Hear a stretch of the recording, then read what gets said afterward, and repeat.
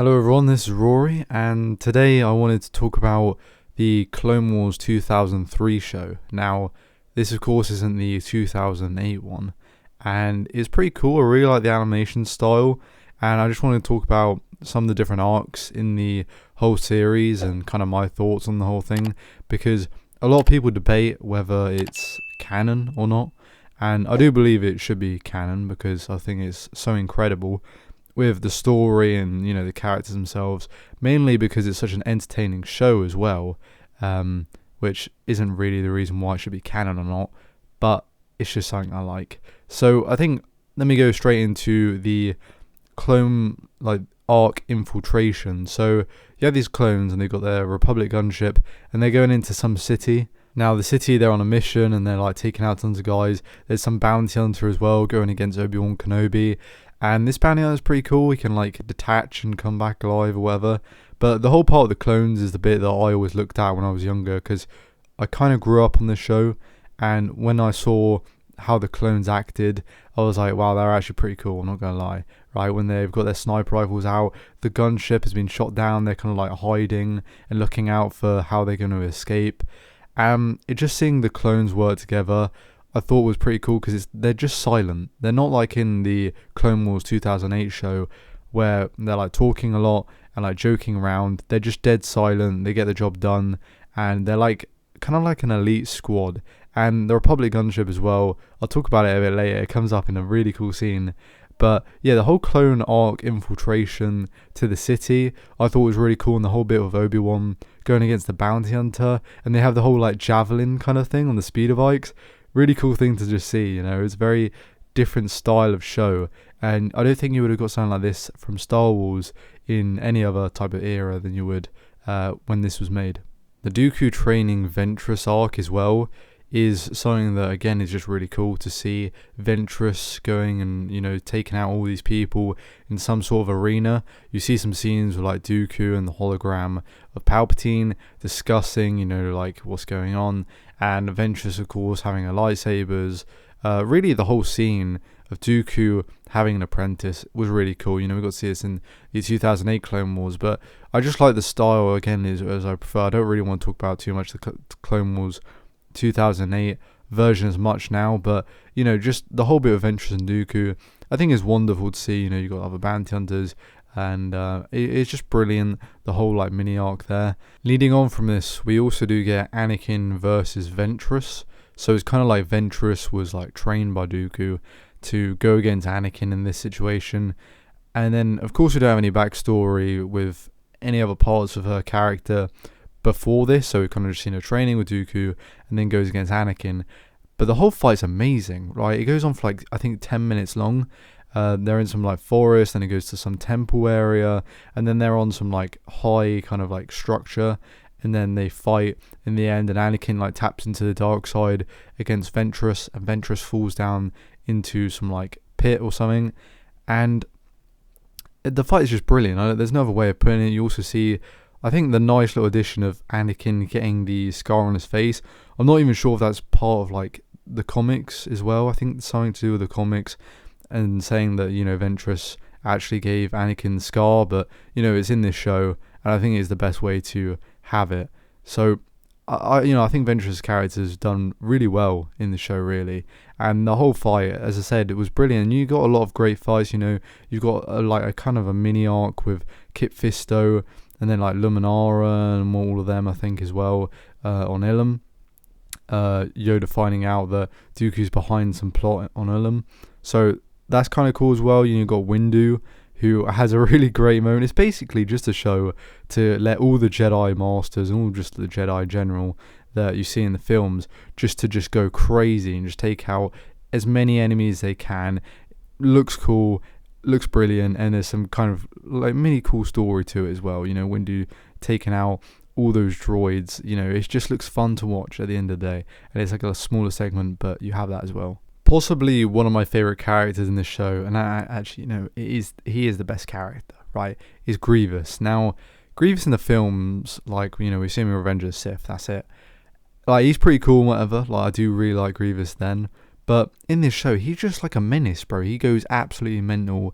He is genuinely terrifying. He takes out so many of the Jedi and really poses a threat to them. So it's kind of like the Jedi are looking at him like, okay, right, this guy's serious, right? So it kind of makes, I think it is a good build up to prove like how much of a threat he seems in Revenge of the Sith. Even though he's running away a lot in Revenge of the Sith, he just has to, right? Because the war is really depending on him in the film.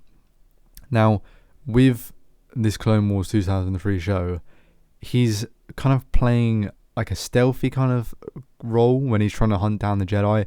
There's just moments of pausing, and one of the Jedi goes a bit crazy, right? And he just goes out and he gets completely obliterated. And just seeing like Grievous jump on him and like splat him was like, okay, right, this guy's serious. He's hunting them down. He's got 4 lightsabers going against like 2 or 3 of them. Like, he's just like prime Grievous. He's going absolutely mental. Possibly I think is probably the best scene in the whole show, really. There's lots of great moments, as I said, but Grievous killing all the Jedi in the group and they barely escape was just mental. And this is where I want to talk about the gunship. Iconic scene where the clones from like the infiltration mission, they come down, they've got the coolest ship on the planet, right? It's like a Republic gunship, but it's got like some nice little painting on the front, and it's like blue and like it's got teeth and everything. And it comes in and they just like go mental trying to kill Grievous. They save the Jedi, they get out of there. It's iconic, right? It's one of like the best scenes. I would say is the best scene in the whole like show, really. That's why I love the whole Grievous part. And just seeing like the Republic gunship, that I wanted to have that gunship all the time when I was a kid, and I did eventually get it. It is just such a cool looking design ship, and maybe it was in some other like Star Wars content, but it was the first time I saw it in any like show or film or anything. So I was like, this is brilliant, you know, I love this. It's well cool, and it's just overall a great scene. Brings a lot of like strength and character to Grievous. It's just wonderful.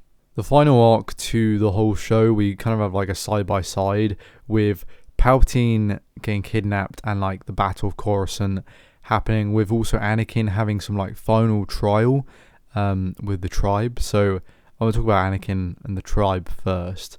This whole arc really actually scared me when I was younger, right? Because I was like looking at these like guys, like there's some really weird creatures, and they're just like, they're massive, they're scary because they get turned into these massive creatures. Originally they're like, you know, some like warriors of some race, and the droids turn them into like ultimate like warriors for the droid army, and they're just really menacing. They're actually like really scary, like when I was watching this when I was younger.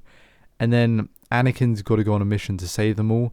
There's some really cool like scenes with the tribe and Anakin getting some like tattoo by these weird like little slug things or whatever, and some really cool like cave paintings predicting some sort of future for Anakin.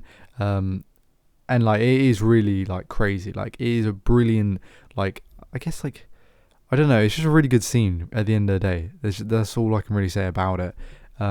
The arc itself is where Anakin going to go save the creatures. It is pretty cool, pretty satisfying to see, especially, you know, you see how damaged this race is, and Anakin goes save them, and he feels like he's done a good job, but he's also tapped into the dark side, going against the enemies, the droids. So it's very similar to like him and Ventress, how he just taps into the dark side of Ventress. There's a lot of good character building for Anakin there.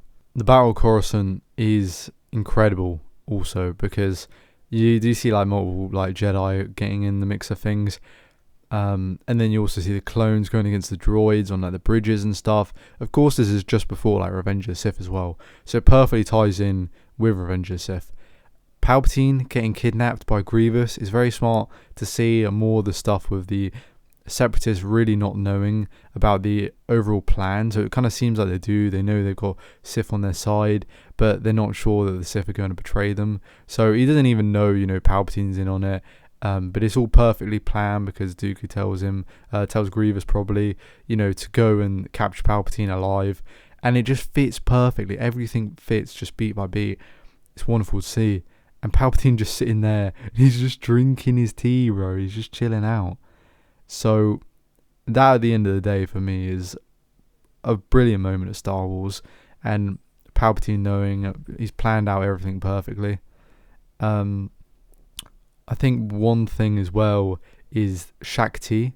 So Shakti tries to go and save Palpatine, and then you've also got like the other Jedi going to go and save Palpatine as well. Shakti gets like electrocuted up on some like weird. She basically gets like kind of like imprisoned for a little bit. It's kind of like a little trap, and then of course Grievous gets away with Palpatine, and then it ties into Revenge of the Sith. But it's just wonderful.